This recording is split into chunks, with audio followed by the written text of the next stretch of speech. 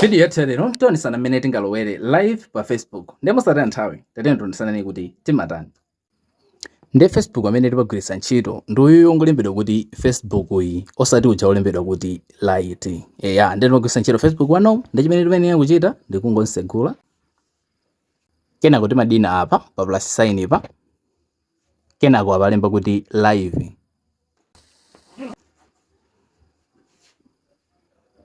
Kenako imafika no pamene papa ndi chimene mayenera kuchita ndingolemba kuti live yanoyo mufuna kuti izikamba zotani ndi mangoyika kataito apapa tingweleza kuti apapa mwina tingolembapo kuti macheza.